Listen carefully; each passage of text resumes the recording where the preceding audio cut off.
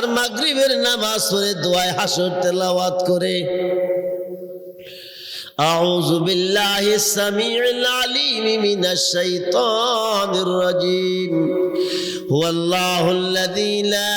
ইলাহা ইল্লা হু